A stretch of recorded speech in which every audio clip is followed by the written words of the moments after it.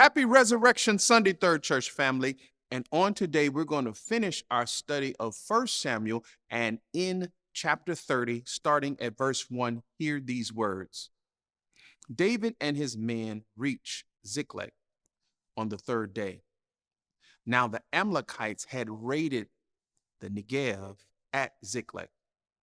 They had attacked Ziklag and burned it, and had taken captive the women and all who were in it, both young and old. They killed none of them, but carried them all off as they went on their way. When David and his men came to Ziklag, they found it destroyed by fire, and their wives and sons and daughters taken captive. So David and his men wept aloud until they had no strength left to weep.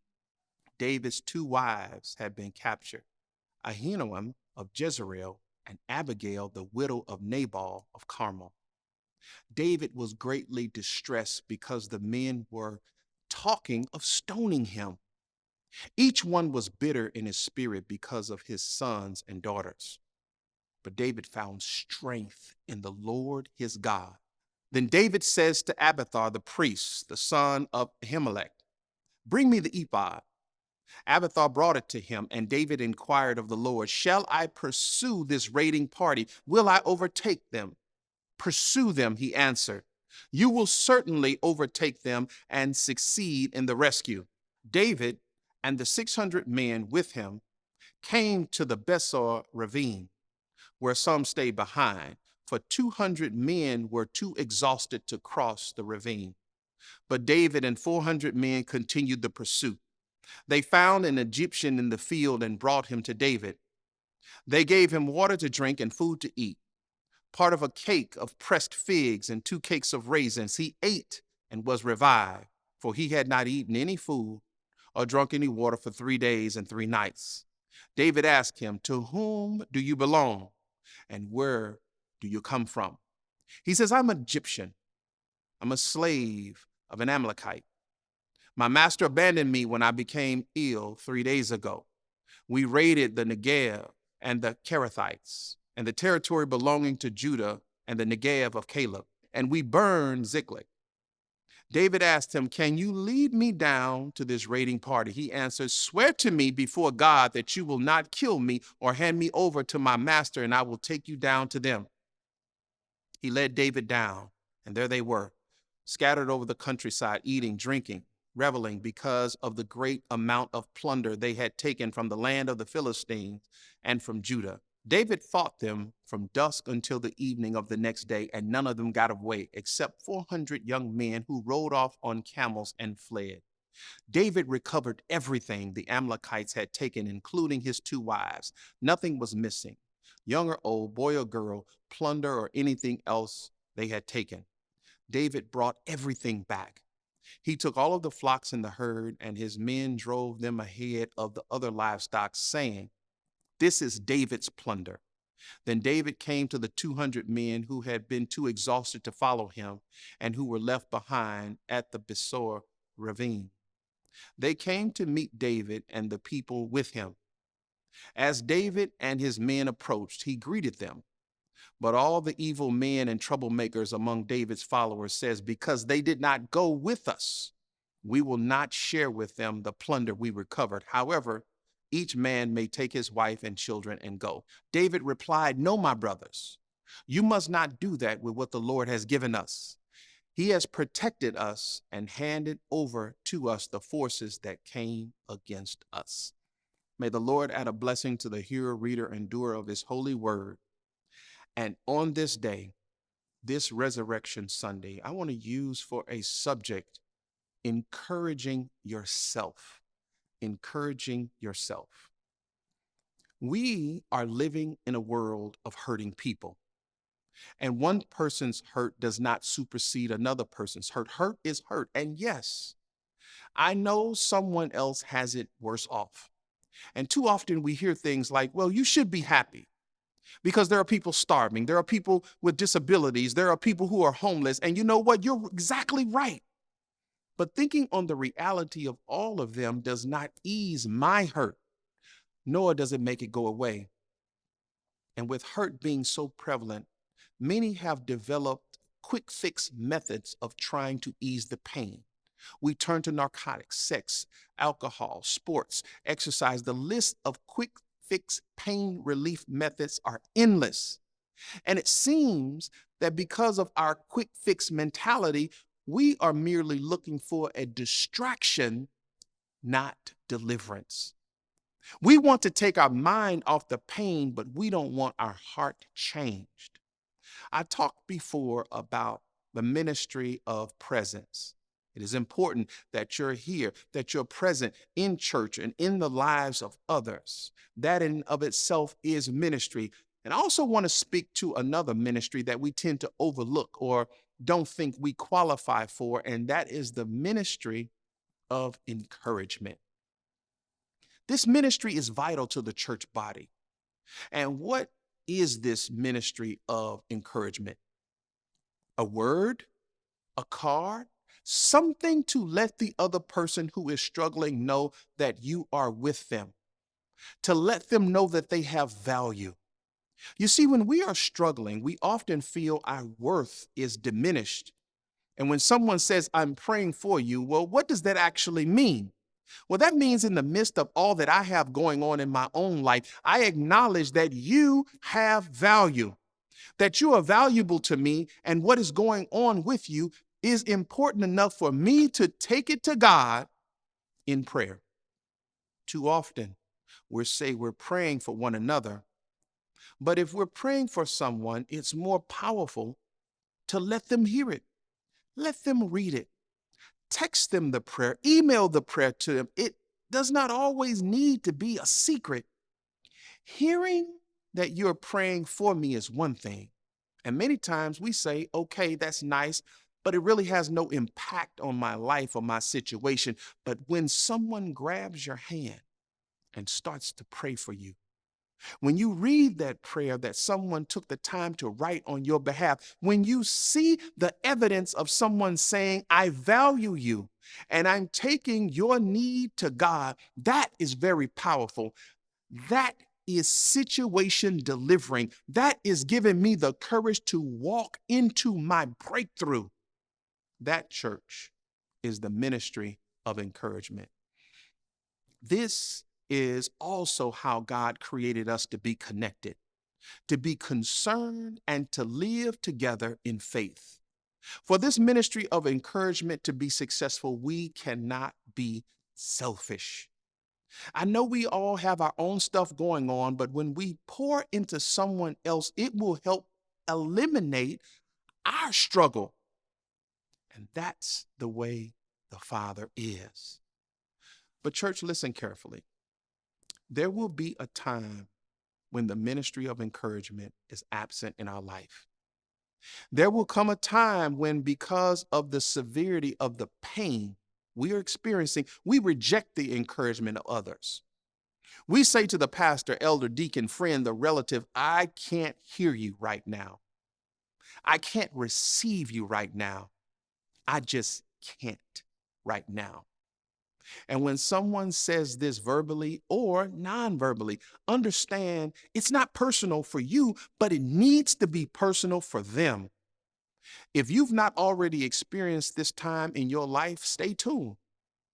But when it happens, you need to know and understand how to encourage yourself. We last saw David, full of rage and anger, about to take out a whole village for disrespecting him. Let me bring us up to speed on where we are now. We recall that David and his men moved to the desert of Paran. Don't know why, but he did. What we didn't know is that this is actually enemy territory. This is the land of the Philistines. So for over a year, he's been living among the Philistines. David has not only lived among them, he's joined their armed forces. And right before chapter 30, he was poised and ready to strike Israel. Now, we will get to the encourage yourself lesson, but there are some lessons along the way that we need to pick up before we get there. Church, be careful about spending too much time in the enemy's camp. Now, I want to give proper perspective.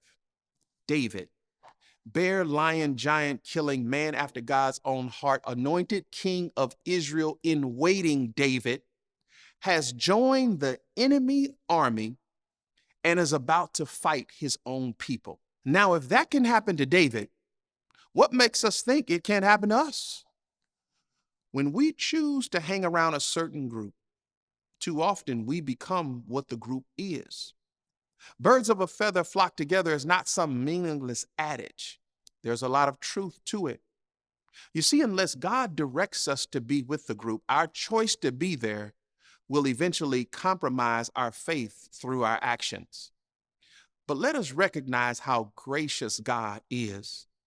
God sees our foolishness, but God also has plans for us. God will step in and bring us back to ourselves. God is not going to let his kids act too much of a fool without a come to Jesus moment.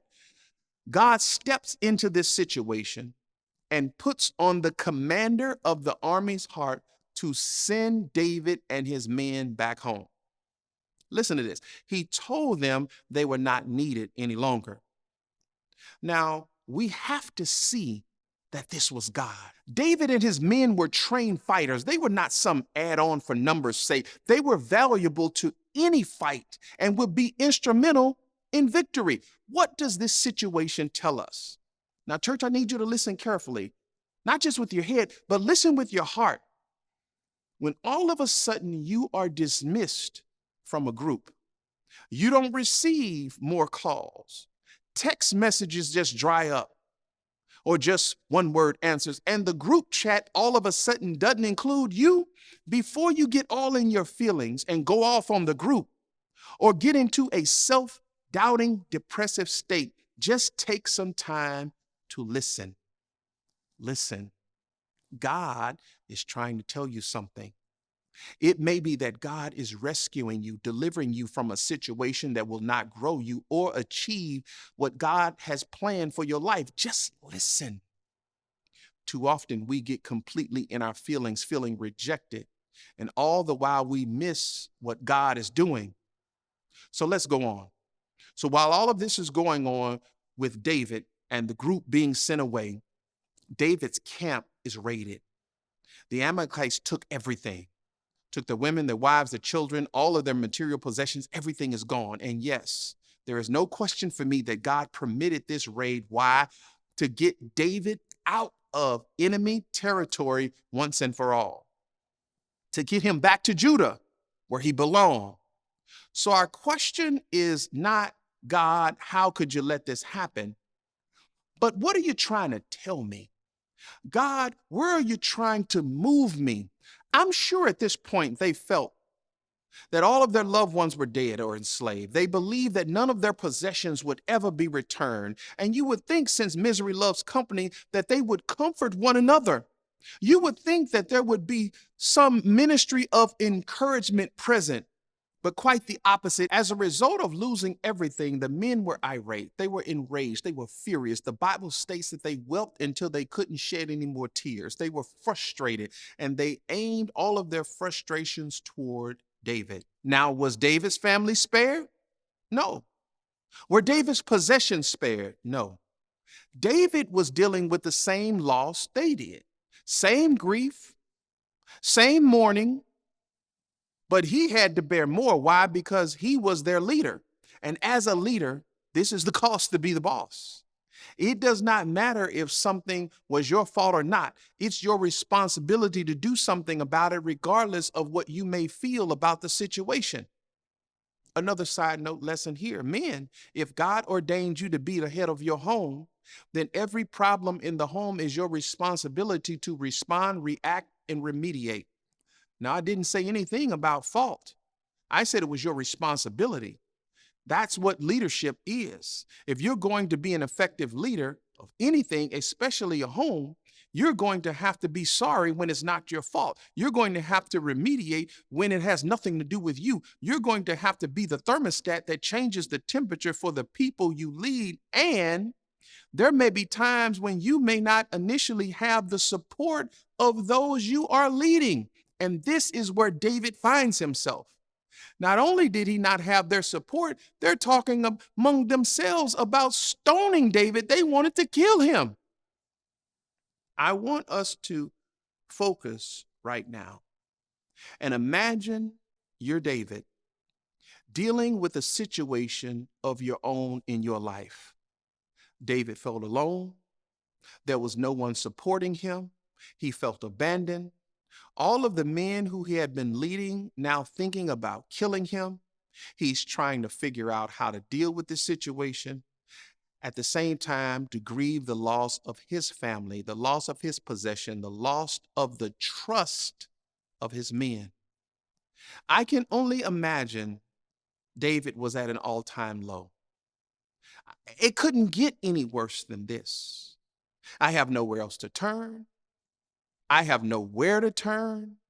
Everyone and everything is against me. Then in 1 Samuel 30, verse 6, it says, David was greatly distressed because of the men were talking of stoning him. Each one was bitter in his spirit because of his sons and daughters. But David found strength in the Lord his God. Look at what the King James Version says at the end of verse 6. But David encouraged himself in the Lord his God. Now, I don't know about you, but reading that gave me a visceral reaction. I just wanted to shout right there. In the lows of lows, David encouraged himself with what he knew about God. In church, this is what we have to do in times like this.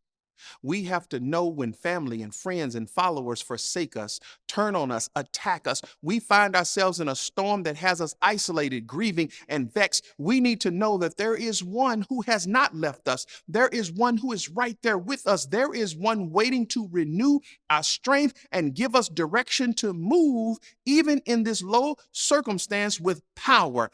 David knew it was time to encourage himself in the Lord. And when David did that, what did God do? God instructed him on the recovery process and led David and his men in the pathway for total restoration. Everyone in the camp, even the complainers, even those who didn't go all the way into battle, received everything they had lost. They were the recipients of restored blessings because David took the time to encourage himself and find strength in the name of the Lord. Saints of God today, it is so easy to become discouraged, especially when there are negative situations in our pathway and the resolutions do not seem to be within our grasp. But we cannot give up. Regardless of what appears to the natural eye, there is so much at stake for us and those around us, even when there is no one there to pat us on the back or speak to us an encouraging word into our life. We must find strength anyhow. Yes, it is difficult.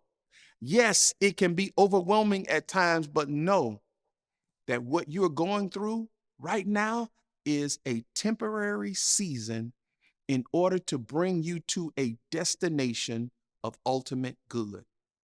And that destination is ultimately trusting God more. Sometimes God has to isolate us for us to reconnect with him. Too often we let ourselves get too distracted and we can't receive deliverance. So God has to disrupt some things in our lives. We can see that all we really have is God. And when we realize God is for us, we move with the fact that we have all we need. Not the material possessions, not the power, not the wealth. As the songwriter says, as long as I got King Jesus, I don't need nobody and nothing else. Church, as you journey throughout the rest of your day, even this week, there will be some situations you will encounter that will cause you to feel overwhelmed, saddened, or even discouraged. But remember, these emotions you're feeling are temporary while the plan of God for your life is being executed. It's worth it to struggle through the minor afflictions, especially when it leads to maximum good. Now, in verse 20 of 2 Kings, we see one of the most remarkable prayers of Scripture. Hezekiah says, "O Lord, remember."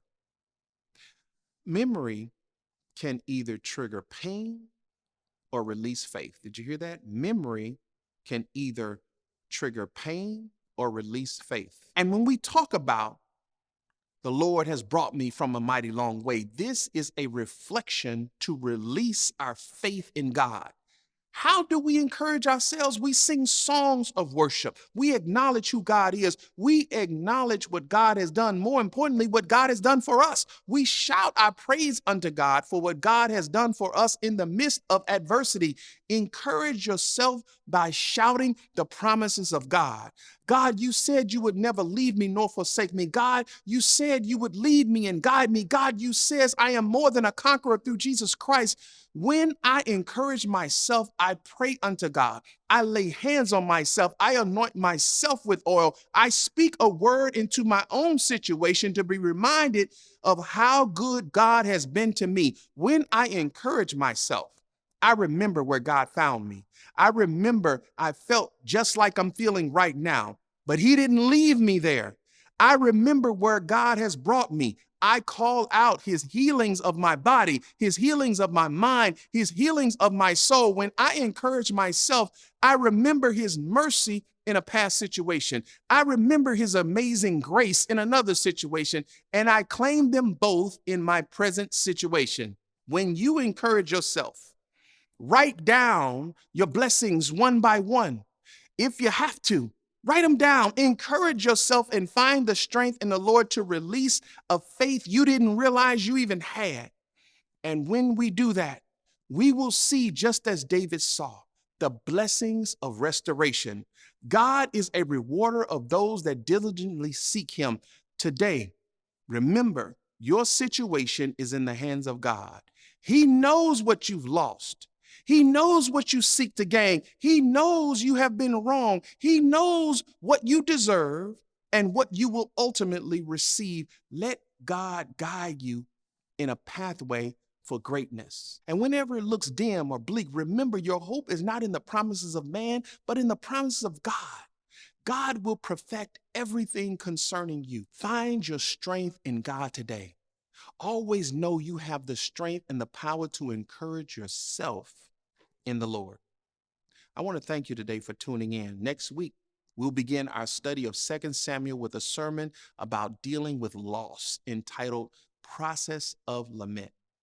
I pray that you join us for that as we continue to grow spiritually with our study of the Word of God. Until then, remember, be patient, be kind, be compassionate with everyone you come in contact with. God bless you, God keep you, and we'll see you next week.